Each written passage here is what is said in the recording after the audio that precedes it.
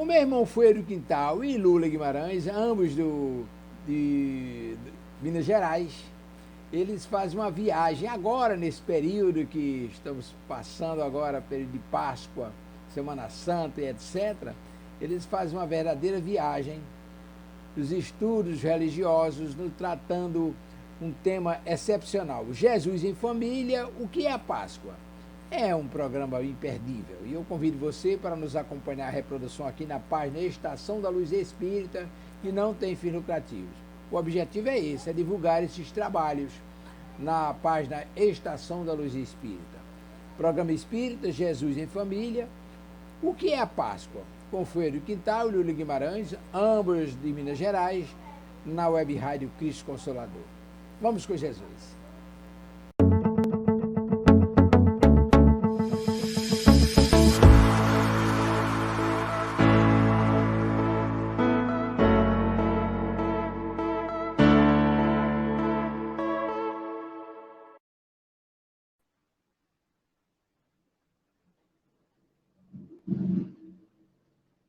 Muito boa tarde aos nossos amigos, nossos companheiros de Ideal Espírita. Com muita alegria, nós da Web Rádio Cristo Consolador trazemos mais um programa Jesus em Família, aqui com os nossos contos, causos e outras histórias do lar espírita. Aqui do meu lado, essa minha companheira de vida e de doutrina, Lula, que vai fazer para nós a nossa prece inicial. Boa tarde, bem-vinda. Boa tarde a todos, que Jesus esteja presente em nossos lares. Hoje eu quero fazer uma prece que o coordenador da nossa casa gostava muito e eu me lembrei muito dele hoje, então vou fazer essa prece para nós. Meu Senhor, sábio dos sábios, Pai de toda a criação, põe a doçura em nossos lábios e a fé em nosso coração. Sol de amor que nos conduz, na vida que nos agasalha, enche os nossos olhos de luz e as nossas mãos de trabalho. Dai-nos força no caminho para lutar e vencer, transformando todo espinho em flores do nosso dever. Pai, nunca te esqueças de nós, nas bênçãos da compaixão. Nos guarda em teu coração, que é de paz e de amor sem fim. E assim seja. Graças a Deus. Bom, meus amigos, hoje é uma data muito especial, todos nós culturalmente conhecemos, né, a dia da Páscoa, né? E hoje nós vamos tratar um pouquinho desse movimento, né, que é um movimento universal, conhecido por muitas culturas. Para nós, que somos seguidores da doutrina consoladora, os festejos desta data, a Páscoa, eles não têm atribuído os mesmos significados que a essa data atribuem os nossos irmãos que observam as doutrinas que são derivadas do cristianismo primitivo, lógico, as demais doutrinas que derivam do cristianismo. Segundo as narrativas históricas evangélicas, aquelas humilhações, aqueles sofrimentos que foram experimentados pelo Mestre, nessa mesma época, há mais de 2000 anos atrás, embora traga em nós, incuta na nossa alma, um sentido de compaixão, de ternura, não conferem um resultado ou um significado religioso que seja equiparável ao que as demais doutrinas cristãs atribuem. De qualquer forma, é significativo também para nós que nós comemoremos a Páscoa, sempre buscando nos conectar com aquele ideal do Cristo, sintonizando nessa especial presença que Jesus marca em todos nós, nos nossos corações. É muito importante ressaltar que essa presença não ocorre ou não pode ocorrer apenas nessa época, mas em todos os momentos das nossas passagens pelos diversos planos de existência. Nosso mestre exemplar está sempre atento aos nossos chamados, oferecendo a direção certa para os nossos passos, que ainda são incertos. Nosso tema de hoje não poderia ser diferente. O que é Páscoa? Muito bom. Então, nós vamos ver o que Divaldo Franco, né, fala para nós sobre a Páscoa. Para nós espíritas, profundamente cristãos, essa semana é a história da tragédia da humanidade, porque Jesus foi condenado injustamente. Antes de falar, né, dessas injustiças, vamos a uma pequena explicação sobre o festejo da Páscoa, da Ascensão. Segundo o site Histórias do Mundo, a Páscoa é uma das festas mais tradicionais, né, do calendário cristão e tem suas origens baseadas tanto na tradição judaica como em elementos pagãos que foram apropriados, né, de povos cristianizados como os germânicos. Essa celebração possui data móvel, né? A gente pode observar que depois do Carnaval, né, o período, possui uma data móvel. O seu sentido cristão relembra a crucificação e a ressurreição. Desculpa, gente. Pode você continuar? É a ressurreição de Cristo. Tá, continua, por favor. Então tá. A palavra Páscoa em português deriva de um termo em hebraico chamado Pesach, que tem o significado de passagem. Nós vamos explorar um pouquinho mais essa passagem daqui a pouco. Porque a passagem é uma representação festiva judaica que se refere a um instante anterior à história da libertação do povo escravizado judeu que vivia sob jugo do Império do Egito. A Páscoa, que era comemorada ali pelo povo hebreu, ela era realizada bem próximo da época em que se iniciava a estação da primavera. E isso também tem algumas implicações nesse significado.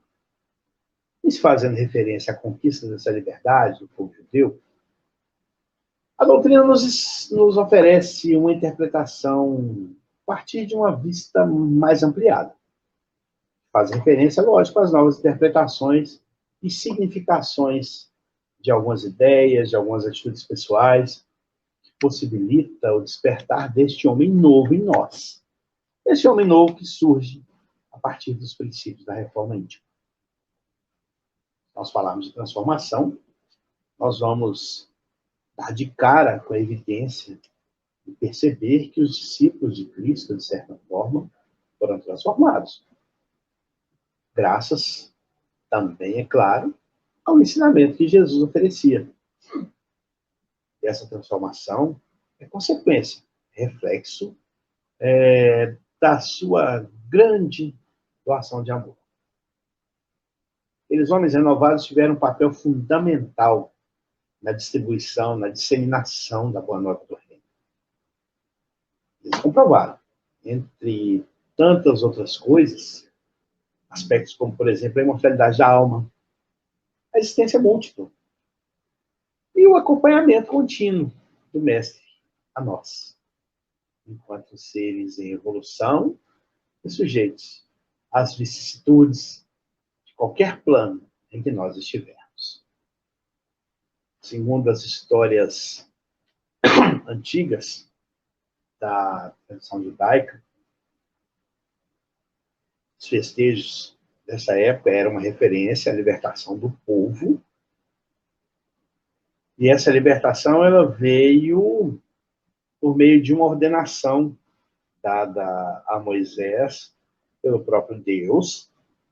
E essa ordenação está escrita no Êxodo, no livro do Êxodo. E eu vou ler aqui para nós o capítulo 2. Já dá para lê-lo, né? Pode ler. Pode ler? A voz falhou, gente. É aquele velho problema da voz. Eu dei um engasgo. Bom, vamos continuar. No livro do Êxodo, capítulo 12, os versículos de 21 a 27. Chamou, pois, Moisés a todos os anciãos de Israel e disse-lhes: escolhei e tomai vós cordeiros para vossas famílias e sacrificai a Páscoa. Daqui a pouco a gente conta uma historinha sobre esses cordeiros. Então, tomai o molho de isopo e molhai-o no sangue que estiver na bacia. Passai-o na verga da porta e em ambas as ombreiras do sangue que estiver na bacia. Porém, nenhum de vós saia da porta da sua casa até amanhã, porque o Senhor passará para ferir aos egípcios. Porém, quando vir o sangue na verga da porta e em ambas as ombreiras, o Senhor passará aquela porta e não deixará o destruidor entrar em vossas casas para vos ferir. Portanto, guardai isto por estatuto para vós e para os vossos filhos para sempre. E acontecerá que, quando entrardes na terra que o Senhor vos dará, como tem dito, guardareis esse culto. E acontecerá que, quando os vossos filhos vos disserem que culto é este, então direis: este é o sacrifício da Páscoa ao Senhor, que passou às casas dos filhos de Israel no Egito, quando feriu aos egípcios, e livrou as nossas casas. E então o povo inclinou-se e adorou. Quero fazer uma emenda nessa história, que é uma história espetacular. Nós sabemos que, pelos escritos antigos, lá na época da libertação do povo do jugo do Egito, essa cerimônia, ou esse evento do Pasec, ele veio como uma das 10 pragas prenunciadas por Moisés ao faraó. Ele disse que o primogênito de cada família seria ferido de morte. Claro que comunica uma visão um pouco, vamos dizer, distorcida, talvez, do que é o verdadeiro sentido, né, da presença divina nas nossas vidas. Bem, são histórias com as quais nós não nos atrevemos vamos dizer, a questionar e nos atrevemos a conhecê-las o suficiente para que demos os nossos testemunhos delas. Mas hoje a importância dessa história para nós é justamente explicar a origem desse sentimento, do Pasec, né, ou dessa celebração. Porque, junto com as 10 pragas do Egito, vieram lá aquelas coisas, os gafanhotos, tudo aquilo que Moisés já tinha anunciado ao faraó que iria acontecer, caso o faraó não libertasse o povo judeu. E aí, por isso, esse princípio da libertação que é celebrada nessa época. Mas tem mais coisas, além dessa, claro, através ou por meio da atitude de Jesus em se doar, nós vamos entender e vamos entrecruzar essas histórias até o final da nossa aventura de hoje por aqui.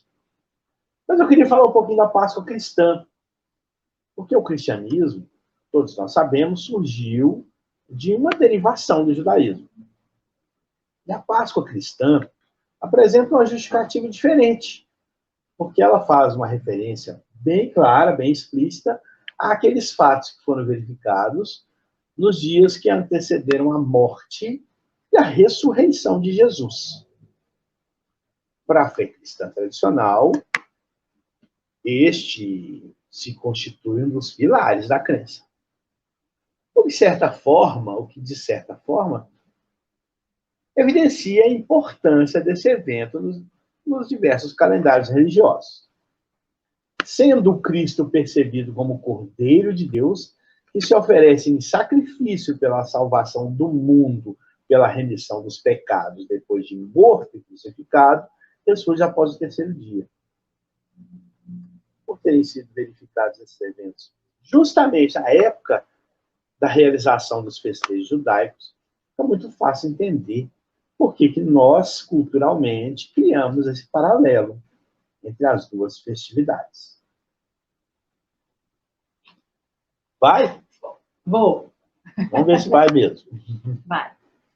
Segundo a tradição cristã católica, o festejo da Páscoa é o encerramento de um ciclo de 40 dias, que é marcado por sacrifícios, né, e jejuns. A gente percebe que eu gosto muito de falar isso, gente. Tem alguns amigos meus, né, que falam assim: na quaresma eu vou ficar 40 dias sem beber. Aí, quando dá sábado de aleluia, bebe tudo que não bebeu nos 40 dias, né? Desconta tudo. Tira as aleluias. Tira as aleluias. Não come carne tantos dias, quando chega no sábado de aleluia, desconta tudo, né? Come um boi inteiro. Exatamente, come o boi inteiro. É assim. né? Então, esses dias, esses 40 dias, eles são marcados com esses sacrifícios, né? E este ciclo dos nossos irmãos, né, da crença católica, dá o nome de Quaresma, que até já ultrapassei, já falei da Quaresma. É o período derradeiro esse período derradeiro, ele é lembrado como a Semana Santa, que se inicia no Domingo de Ramos, né? Que todos nós aqui podemos relembrar, né? A entrada triunfal do Mestre em Jerusalém, montado em um burrico, né? Que passa pela sexta-feira da Paixão e culmina, né, no domingo de Páscoa. Com a celebração da ressurreição de Cristo. Todo mundo, né, graças a Deus, conhece essa história. Esse trecho é narrado mais detalhadamente em 3 dos evangelhos, lá em Mateus, Lucas e João. A data para essa comemoração foi introduzida pela Igreja de Roma por ocasião do Concílio de Nicéia, no ano 325 da Era Cristã.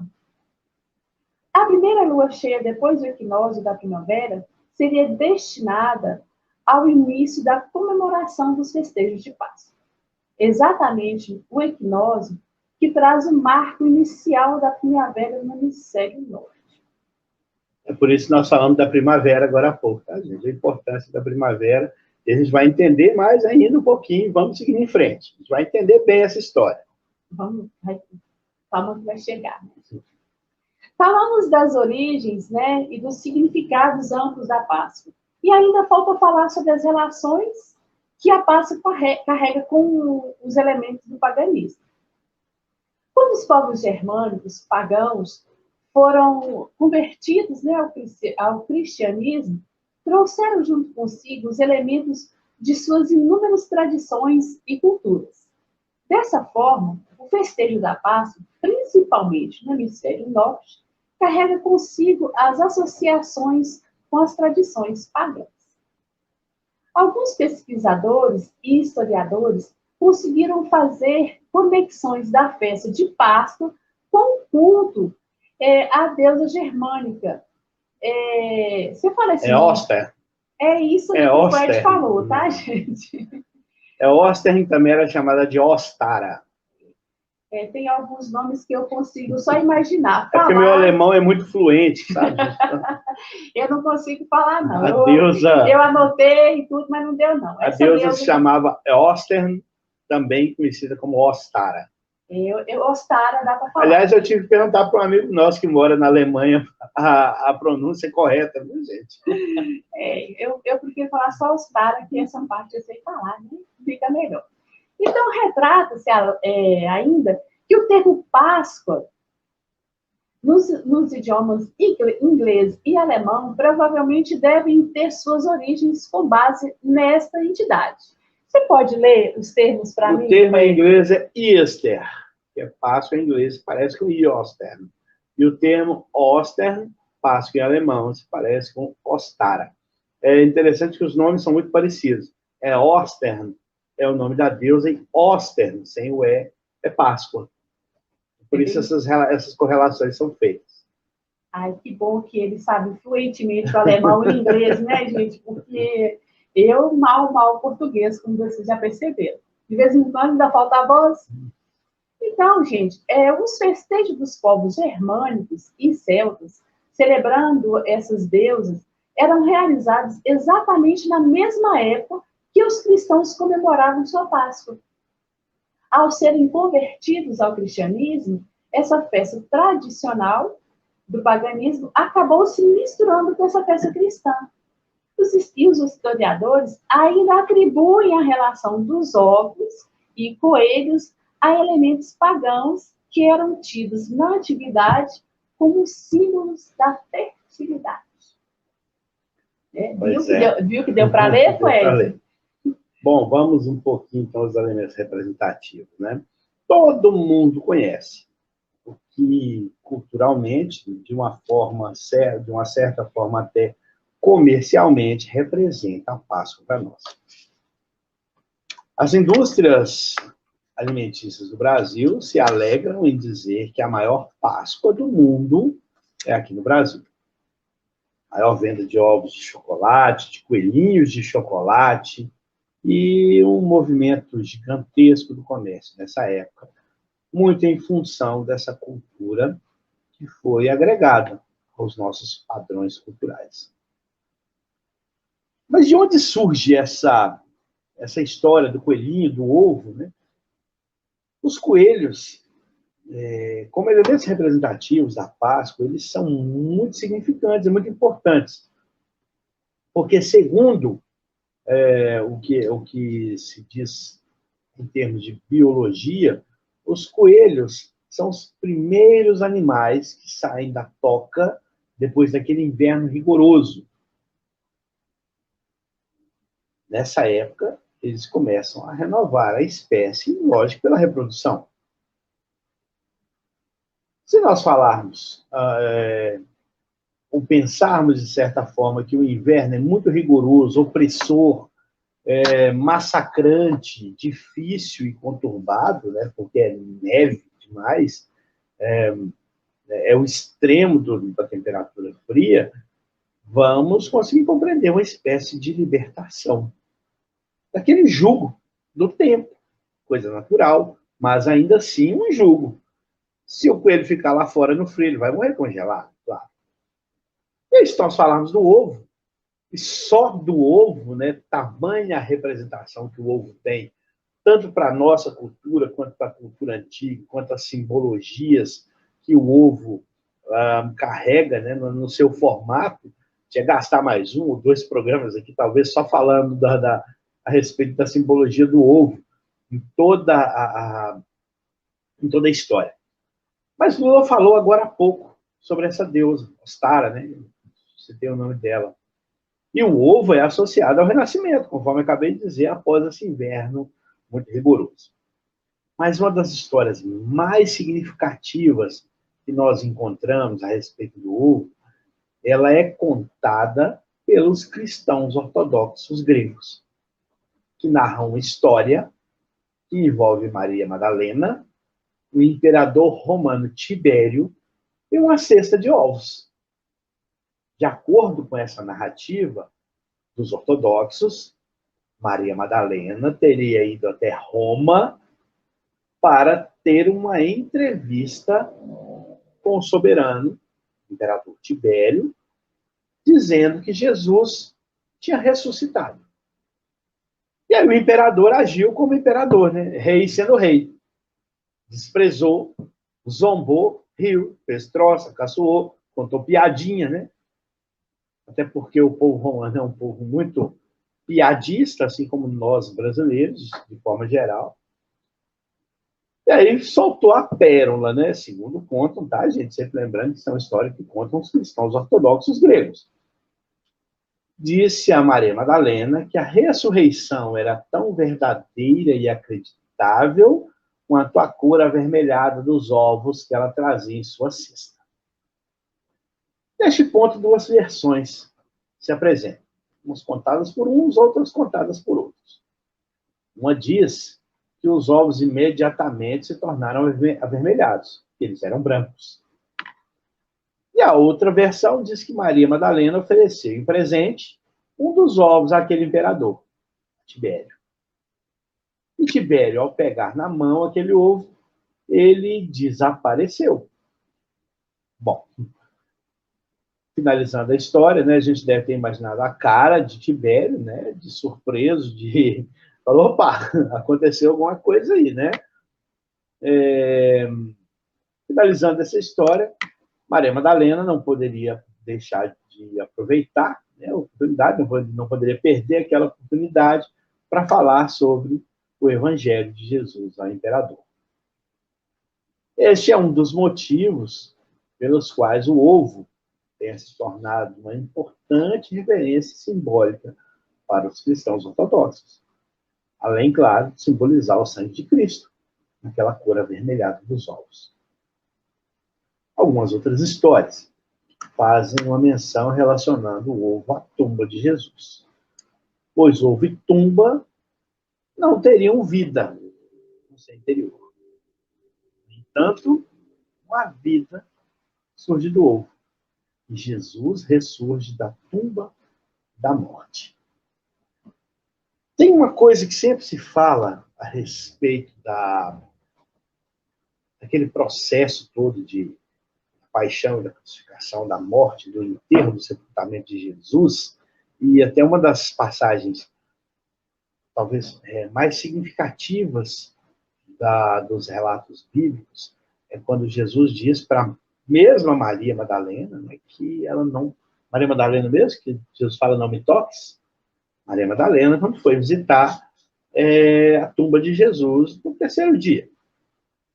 E aí as pessoas perguntam, né, mas por que Jesus disse não me toques? Porque ele mesmo fala, não me toques, porque eu ainda não estou pronto.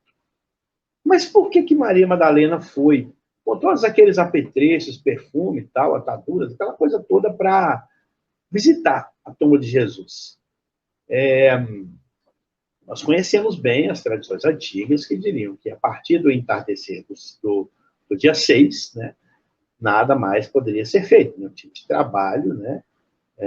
Coisas, inclusive, que Jesus questionou se é permitido fazer o bem, né? No sábado, no sétimo dia, o dia que é guardado ao Senhor, desmistificando um pouco essa história, mas todos nós sabemos que no fim do sexto dia, Jesus desencarnou, né? De certa forma. É até difícil para nós, mesmo espíritas, conhecedores, é difícil falar o que aconteceu, né? Jesus desencarnou. E aí, todo aquele trabalho de preparação do corpo não poderia ser feito. Então, como a gente diz aqui em um bom português, em um bom mineirês, fizeram uma gambiarra, enrolaram Jesus no pano rapidamente para que pudesse acontecer o sepultamento, porque quando a noite caísse, não mais poderia ser realizado nenhum tipo de trabalho, e o sepultamento era um desses trabalhos, né? E aí fizeram um ajeito lá, rapidinho, desceram Jesus da cruz tal, e tocaram ele lá na tumba. E aí, quando nós trazemos essa história do ovo e da tumba, essa referência, né, a gente acaba lembrando que por que Maria Madalena foi no terceiro dia? Porque justamente no segundo dia, né, da morte, terceiro dia, alguma coisa assim. Terceiro dia, né? E aí, o que ela foi fazer? Ela foi preparar o corpo de Jesus, a fazer o ritual de preparação do corpo pós-morte, que não teria sido permitido na sexta-feira. Então, muitas pessoas às vezes nos perguntam, mas por que Maria Madalena foi caçar na tumba? Por que ela entrou e tinha que entrar lá na tumba? Né? Primeiro, ela entrou porque a porta estava aberta, né? A pedra tinha sido movida. E segundo, que a intenção dela era nenhuma outra que não fosse preparar o corpo de Jesus. Mas ainda dentro das simbologias, a gente vai lembrar de algumas outras simbologias que são atribuídas pela liturgia dos nossos irmãos de ideal católico, que também são bastante importantes. Porque o Cordeiro, que é uma figura de importância ímpar nessa história toda, para os nossos irmãos católicos, representa o sacrifício do Cristo. E essa liturgia aparece em vários trechos, tanto dos evangelhos quanto dos escritos mais antigos. Na representação moderna, para nós, cristãos modernos, ela é uma representação da vítima inocente. Jesus, aquele portador da luz, que foi morto por aqueles que ele veio oferecer a vida. O pão e o vinho simbolizam um sacrifício. Também, né, uma outra forma de representação que nossos irmãos católicos atribuem. Jesus se dando, né, em sacrifício, em homenagem ou em favor de nós. Nós acreditamos, lógico, com certeza, né, que o significado histórico da Páscoa repousa suas raízes lá no judaísmo.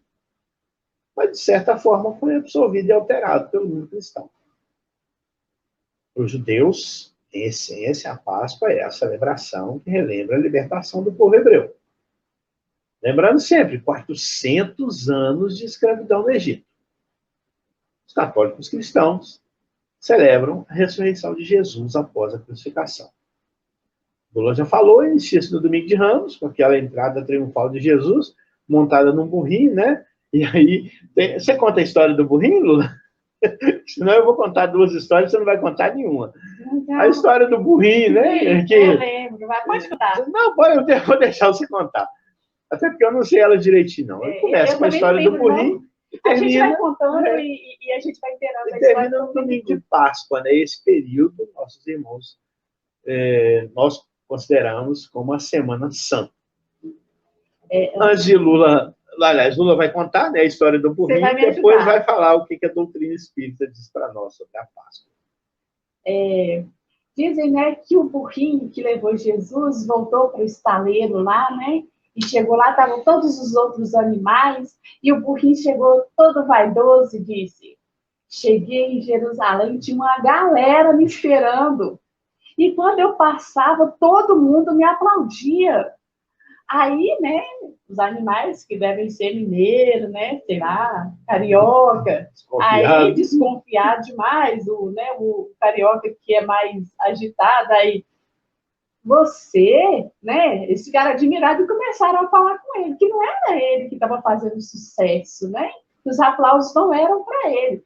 E o burrinho ficou naquela teimosia, todo vaidoso que era. Aí os animais falaram: você acha que é para você? Então volta a Jerusalém. O burrico voltou sem Jesus. Coitado do burrico, gente. Tacaram pedra. Pedra. E jogaram água no burrico. Aí, né, acabou com toda aquela vaidade. O burrico volta para o estaleiro triste e percebeu que os aplausos não eram para ele. Histórias de casa espírita, tá, gente? Nós não sabemos qual é a fonte. Mas quem conta essa história para nós é Marilda, vamos dizer, a detentora dos contos de casas espíritas. Que no final das contas, né, às vezes a gente vai fazer uma palestra, ou às vezes a gente vai fazer alguma coisa, a gente vai com aquela vaidade de que nós somos bons, né? Chegar lá na casa espírita, se não tiver baseado no Evangelho do Cristo, não tem sucesso, não. É só com Cristo que nós vamos fazer sucesso sempre, né? Aliás, isso é até uma advertência que Humberto de Campos fez para Divaldo Franco. Foi a primeira vez que Divaldo Franco fez uma palestra. Hoje você só foi um papagaio, meu amigo. Para a doutrina não ficar desmoralizada, nós vamos te atender hoje, mas toma cuidado com o que você fala e estuda para poder falar. Eu vou falar por que ele falou isso com o Divaldo. O Divaldo foi convidado para fazer a primeira palestra. Antes de ser convidado, uma senhora que ajudava ele, sempre falava: Divaldo, você tem que ler o Livro dos Espíritos, você tem que ler o Evangelho. E Divaldo não lia, e aí ele foi convidado, e ele aceitou, né? Só que para você aceitar fazer um estudo, fazer uma palestra numa casa espírita, você tem que estar baseado, você tem que ser um estudioso da doutrina.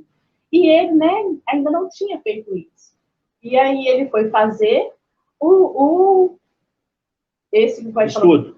Ele foi fazer a palestra e chegou lá, esse espírito que o Ed falou, que eu já esqueci, Humberto de Campos falou com ele: você vai repetir tudo o que eu falo, em respeito às pessoas que estão aqui, né? Então, por isso que o Ed falou isso pra gente. Mas antes vou contar outras historinhas. Eu fui católica por muito tempo. Me parece que até meus 30 anos. E quando eu morava no interior, eu trabalhava, né, dentro da Igreja Católica, que foi excelente para mim, graças a Deus, né, que eu acho que deu aquela base. Que lá eu já trabalhava com a campanha do quilo, mas não era chamado dessa forma. Então, a Igreja Católica me instruiu demais, graças a Deus. E falo para vocês aqui da minha experiência com a preparação do Domingo de Ramos. É uma sensação muito boa, é uma energia muito gostosa quando você prepara toda aquela celebração. É uma energia que te renova, né? Por isso que a gente deixa bem claro, cada coisa com seu tempo, os irmãos preparam isso com muito amor, com um calor muito bom e que ampara muita gente, tá? Então, é tudo com seu tempo certíssimo. Vamos voltar aqui. Em outra tradição hebraica, faz uma conexão com o cordeiro, aquele que o Fred falou lá em cima. No período da celebração pascal, as famílias adotavam o cordeiro por uma semana. para viver com a família dentro de casa, participando, né, da vida no lar deles. É claro que nesse período eram criados laços de afinidade, né, com esse animal. Assim como nós temos com os nossos pets aqui em casa hoje. A diferença é que era uma semana, né? Então, mas dava, né, criava esse laço. No entardecer de sexta-feira, ele era sacrificado e comido. Que dó, gente. Que dó. Eu vou contar uma história, Fred. Esse comido aí é justamente para dar uma ideia forte mesmo da situação. Gente, tá, eu até como, sabe? Mas eu vi matando, não dá, não. Eu vi um coelhinho um dia no campo, muito bonitinho, e o coelhinho pulava. O cachorro foi e matou o coelhinho. E aí a família só tinha aquele coelho para me oferecer.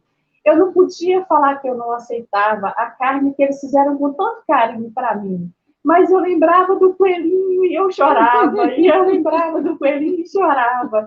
Aí, só que a casa não tinha energia elétrica. Então, eu ia comendo, eu fingia que comia o coelho e colocava para o cachorro que estava debaixo da mesa. O cachorro matou e comeu. Eu não tinha coragem de comer o coelho. Aí eu fingia que comia, né? Que a vela era a luz era um candeeiro, então não dava. Eu fingia que comia e dava o cachorro de baixo, porque eu não tinha coragem. Imagina, né? Mas tá bom, vamos voltar Vou voltar para o cordeiro. Vamos voltar para o cordeiro, que com o coelho não deu certo, não. Nesse aspecto, né? Se alimentar do cordeiro é uma experiência de sofrimento. Do coelho também. Do coelho também, gente. Originado na dor da perda de alguma pessoa querida. O cordeiro se tornava parte da família para conseguir a libertação da opressão. Né? Lembrando da derradeira ceia de Jesus com seus apóstolos, poderemos começar uma conexão simbológica mais aproximada do que nos prerroga a doutrina dos Espíritos. Lembramos que Jesus conviveu aproximadamente 3 anos com seus apóstolos. Durante a ceia de Páscoa, ele se reuniu com seus seguidores e se despediu deles, dizendo que iria entregá-lo. Que um iria entregá-lo. Um iria entregá-lo, lá quando a gente vê, né, na Quinta-feira Santa na Igreja Católica, tem a celebração do Lava-Pés. Então, vamos ao trecho evangélico que está no livro de Mateus, no versículo 26 e 29. Capítulo 26, versículo 29. Isso, desculpa, gente. Hoje eu estou empolgada. Eu lembrei do coelho lá e estou imaginando o coelho. E digo-vos que, desde agora, não beberei deste fruto da vida, até aquele dia em que o beba novo convosco no reino do Pai. Era como se Jesus dissesse, né? Eu agora estou me despedindo de vocês. Vou voltar ao plano espiritual.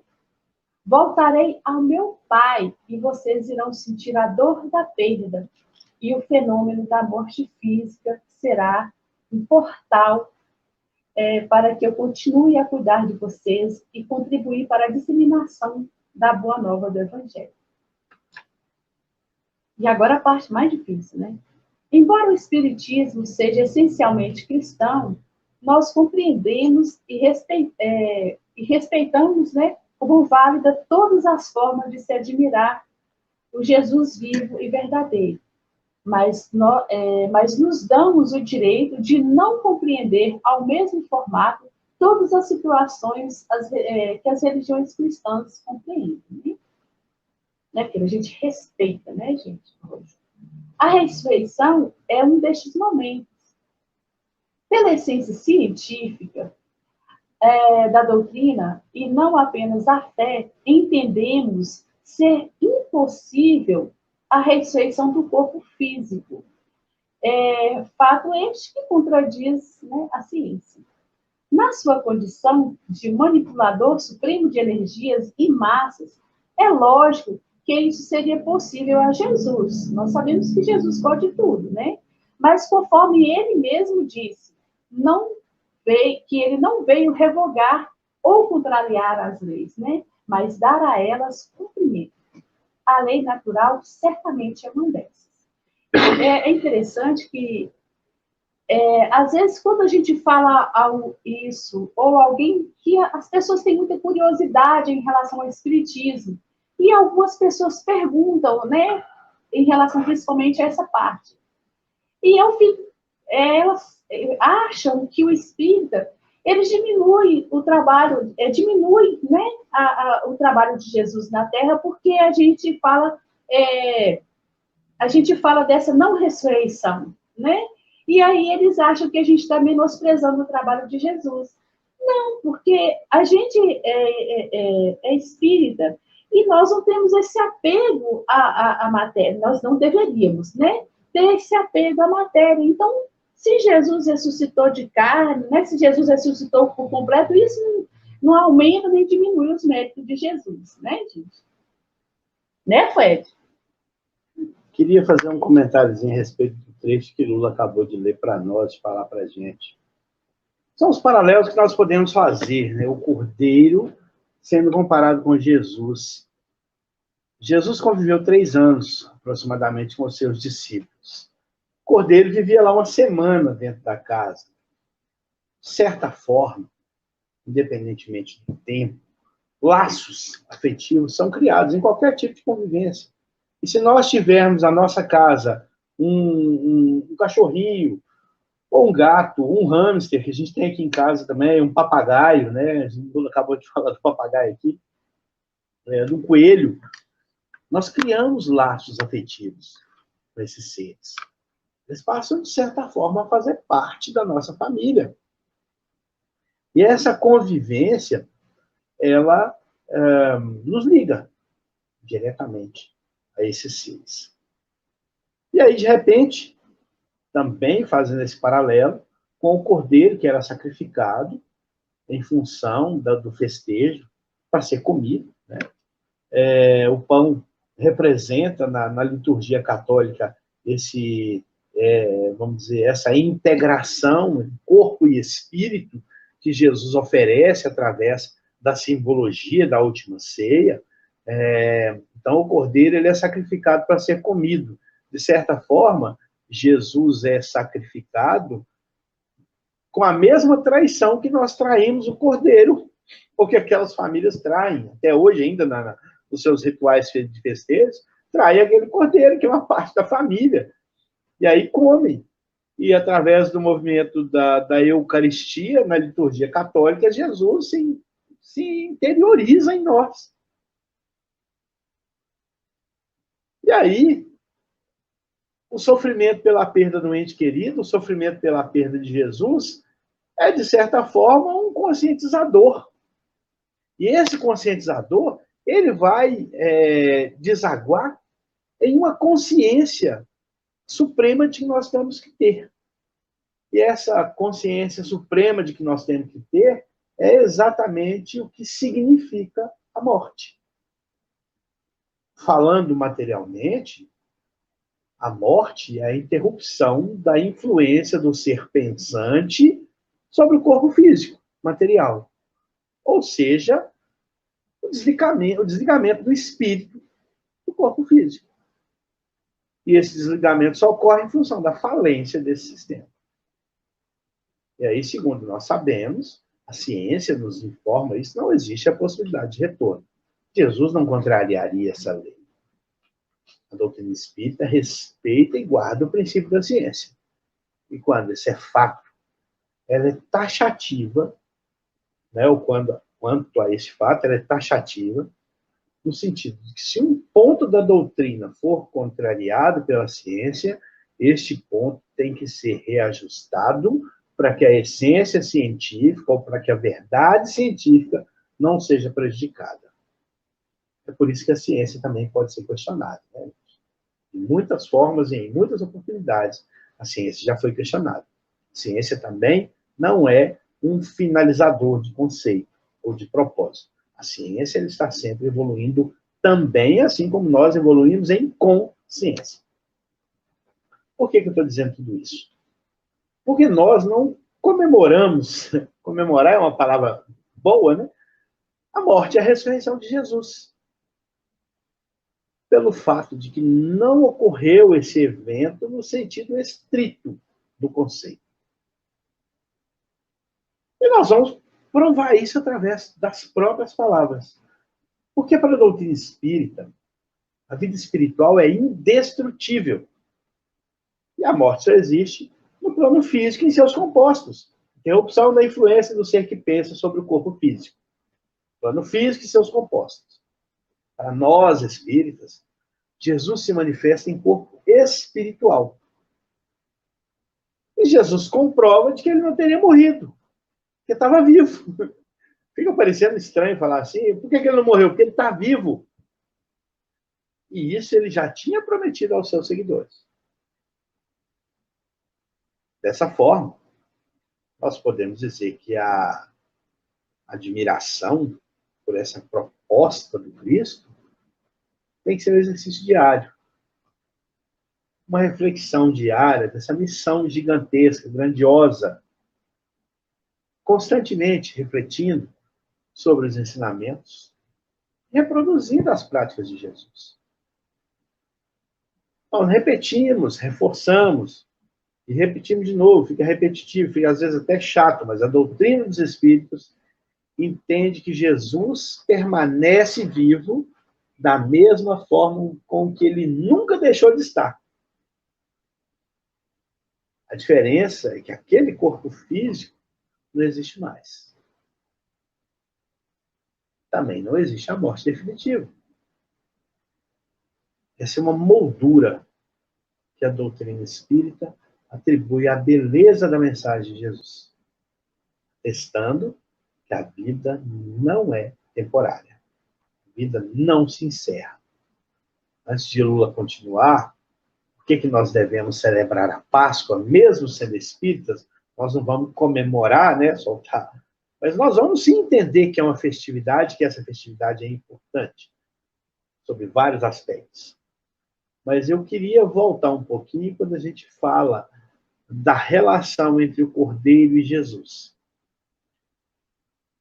O Chico Xavier, numa entrevista num programa de televisão, falou sobre um dos momentos que eu disse aqui agora há pouco, que é o momento da comunhão para os nossos irmãos de ideal católico. Lula falou da energia que é criar lá e montar toda a estrutura de um domingo de Ramos. Eu também fui católico, eu fui seminarista, né? E vivi muitos tipos de celebrações, inclusive quando nós estivemos ainda católicos lá na igreja do Padre Marcelo Rossi, que também é um espírito iluminado, com certeza, que ele julgava aquela água, né? Ou aquela água estava muito fervendo, ou então uma força diferente, uma energia diferente vem naquela água. É uma água, de fato, benta, abençoada, né, por assim dizer. Porque era uma água que você sentia tocar na sua pele de alguma forma, e ela fazia uma marca sensorial na pele. Você sentia a água queimando a sua pele, de certa forma. Isso é energia. Então, são essas coisas que, quando nós dizemos dos rituais e das celebrações, nós também temos, na nossa condição espiritual, nós também temos essas sensações. Então, por isso é importante celebrar. E aí, Chico Xavier disse que quando, naquele momento da Eucaristia, para os nossos irmãos católicos, ele via as hóstias como flores de luz. Esse é o termo que ele usa, flores de luz, que o padre distribuía às pessoas.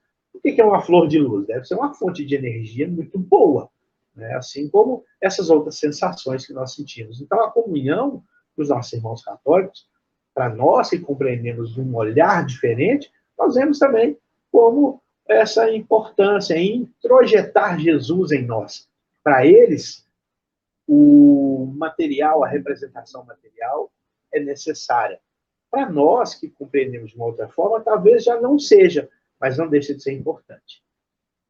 Verdade. E tinha até hoje, nesses interiores, aqui eu não sei que eu não acompanho muito, né? Eu falo nas grandes cidades. Tem um sentimento diferente nos lugares onde você vai, esse respeito, né? Com o tia. Então, Eu acho que nesse dia é um dia que a espiritualidade, a gente que é espírita, eu acho que é um dia que a espiritualidade tem mais facilidade, né, de conectar conosco. Tem um encontro que eles dizem, né, que Jesus desencarnou às 15. E nesse momento a Igreja Católica faz a celebração, faz um tempo de oração. Gente, é uma energia que vocês... É inexplicável, né? Então, assim, devemos respeitar todas, porque realmente ali existe muita fé e muitos espíritos que se conectam, né, com essas pessoas, que se conectam conosco. Por isso a gente fala, né? A gente não comemora, mas é importante esse carinho que se tem nesse dia, as famílias vão almoçar juntas, né? E isso é importante. É o espaço que a espiritualidade precisa para se conectar, né? Com as famílias, se conectar com a Terra. Mas celebrar a Páscoa torna-se uma oportunidade para celebrar a liberdade. O coelhinho, né? Que sai lá na primavera, da primavera, né? O meu não, né?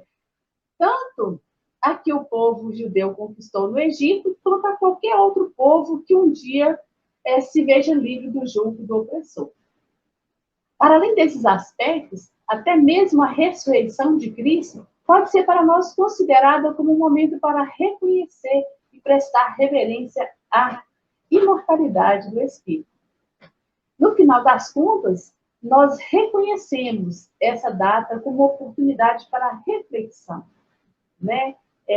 Como eu disse, a gente reflete, a gente entra em sintonia, né? Os espíritos, os nossos irmãos católicos nesse dia, né? Com mais afinco, vamos dizer assim, como uma oportunidade de externalizar todo o nosso amor a Deus e ao próximo da mesma forma que Jesus nos orientou. Oportunidade ímpar de praticar o ensinamento do Mestre. Então, a Páscoa deve ser um evento não somente anual, né? A gente não deve comemorar a Páscoa só, né? Uma vez, mas deve acontecer diariamente em nossas vidas. Então, nós vamos convidar a todos que estão conosco, né? E os que assistirão depois, para fazer uma reflexão sobre o que esse dia significa em nossas vidas. Praticar o amor, aprender a ter plena consciência de todos os atos e do valor de cada um deles. Viver a compaixão e a caridade que o Mestre nos ensinou. Esse é o caminho diário. Esse é o caminho diário, permitir a renovação em nós, para que se tornem novas todas as coisas. Tem uma música assim, né? Eis que faço novas todas as coisas. Um trecho bíblico. Então, no fim, a Páscoa representa a vitória da vida. E para nós que somos espíritas, a vida é definida pelo amor. Que saibamos amar a cada dia. Que todos os espíritas, e espíritos, né, lógico, possam nessa data lembrar Jesus e celebrar em sua memória o principal objetivo de sua missão, a libertação da escravidão, em nosso caso, da matéria. Juntando a viver sem as amarras que impedem que alcançamos mais rapidamente a vida plena nos planos mais elevados. Vou ler um trechinho da carta de Paulo aos Gálatas, no capítulo 2, no versículo... Antes de você ler a carta de Paulo, deixa. Só para falar que esse trecho, eis que faço novas todas as coisas, está no livro do Apocalipse, tá? No capítulo 21, versículo 5. Quando eu era católica, a gente gostava muito do coral, essa música. É o padre Fábio de Mello que fez uma canção com esse trecho. Então, vamos lá. Vamos lá no trechinho de Paulo aos Gálatas, né? Já não sou mais eu quem vivo, mas é o Cristo que vive em mim. E a vida que agora tenho na carne, vivo-a na fé do Filho de Deus, que me amou e a si mesmo se entregou por mim. E nós não vamos fechar não, que a gente ainda vai conversar um pouquinho. Mas eu vou falar também, né, com um trechinho do Evangelho de João, lá no capítulo 11, nos versículos 26, 25 e 26. Eu sou a ressurreição e a vida. Aquele que crê em mim, ainda que morra, viverá. E quem vive e crê em mim, não morrerá eternamente. Eu não vou nem falar. Eu não vou nem falar. Vamos lá. Vamos convidar nossos amigos que estão com a gente aí, aqueles que vão ver depois também. Mandar um abraço para a dona Helena, que está com a gente. Tem mais gente nos assistindo aqui, mas as pessoas ficam meio com vergonha de aparecer. Um abraço. Deus abençoe a todos que estão nos vendo aí agora ao vivo e aqueles que vão nos ver depois também. Vem participar com a gente, vem ajudar a produzir esse programa, trazer assuntos que sejam assuntos interessantes para a doutrina espírita. Vem contar a sua história, seu caso, alguma coisa que você viveu aí na sua casa, manda para nós. webradiocristoconsolador.com.br. Pode também mandar por e-mail, programajesusemfamilia@gmail.com. E aí você também pode procurar por nós no YouTube e no Facebook. Faz a sua inscrição no nosso canal, ativa lá o sininho para receber nossas notificações. Todos os dias uma programação muito variada, apenas com temas relativos à doutrina espírita e os ensinamentos do Cristo. Junto, lógico, com as instruções dos bons espíritos, que têm sempre nos acompanhado. Pois bem, gente, antes de terminar, eu queria agradecer mais uma vez a presença de todos e trazer as informações da sequência da nossa programação. Agora, na sequência, Histórias de Jesus, por Amélia Rodrigues, do livro História de Jesus por Amélia Rodrigues, né? O tema de hoje é Seguir Jesus. Às 17 horas, quem apresenta é a nossa querida Zezé Franco.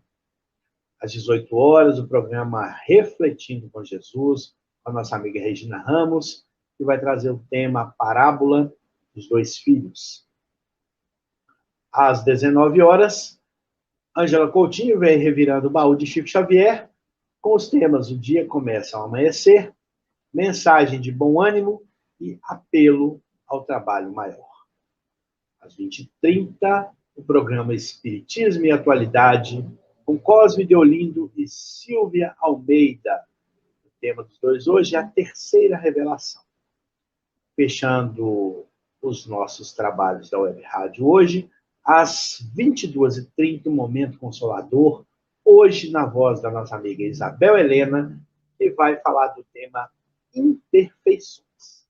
Pois bem, nós estamos aqui hoje, muito felizes, muito satisfeitos. A nossa Web Rádio, essa semana, completa 1 ano de existência, com muita alegria, com muita luz, com muita orientação dos bons espíritos, trazendo para todos, nós principalmente, que estamos aqui diretamente participando, distribuindo para os nossos irmãos que têm estado conosco. Te agradece muito pela oportunidade que vocês nos deram nesse primeiro ano de trabalho. A gente assume e reforça o compromisso de estar sempre aqui todos os domingos, sempre a partir das 16 horas, com esse nosso programa Jesus em Família, contando aqui nossos contos, causos e outras histórias do lar espírita. Deixa eu falar um tiquinho antes de terminar, gente. Pode. Eu quero parabenizar pelo trabalho maravilhoso. Dessa turma eu conheço o Décio, que falei, peguei carona nas falas do Fred com ele. Parabenizar pelo trabalho maravilhoso. Agradecer a oportunidade que está nos dando, né, de falar um pouco, com tanta ignorância que a gente traz, falar um pouco do Cristo, né? E estamos aqui no trabalho, né? Agradecer as pessoas que vêm acompanhando também com a gente, a Web Rádio, que nós possamos continuar e que nós possamos deixar todos os dias mudando agora para a Páscoa, todo dia ser Páscoa em nós, todo dia ressuscitar o bom ânimo, todo dia ressuscitar a alegria, a humildade, bons pensamentos, momentos, né, que vão nos elevar e fazer uma conexão que nós possamos conseguir com esses sentimentos maravilhosos, né, de ressurreição diária, nos conectar à espiritualidade maior. Né? Obrigada a todos que nos acompanham, ao Delson pela oportunidade, que Jesus esteja com todos vocês e que o trabalho continue firme, sempre. E a gente está aqui, sempre com essa proposta, de renovar esse Cristo em nós todos os dias, de melhorar cada vez mais em atitude, em consciência, em moral, né, que é uma coisa que nós precisamos muito ainda, essa reforma íntima, essa renovação moral em nós. Posso fazer? Pode, então, tá já bom. está na hora. Nós vamos encerrando por aqui, mais uma vez, convidando a todos os nossos irmãos para aquele momento de reflexão, agradecendo primeiramente a Deus, nosso Pai Criador, a Jesus, nosso mestre, modelo e guia, e aos bons espíritos que vêm estar sempre conosco, nos trazendo suas melhores orientações. E dizer: Senhor, fazei de mim um instrumento de vossa paz. Onde houver ódio, que eu leve amor. Onde houver ofensa, que eu leve perdão. Onde houver discórdia, que eu leve união. Onde houver dúvida, que eu leve a fé. Onde houver erro, que eu leve a verdade. Onde houver desespero, que eu leve esperança. Onde houver tristezas, que eu leve alegria. Onde houver trevas, que eu leve a luz. Mestre Jesus, fazei com que eu procure mais consolar que ser consolado.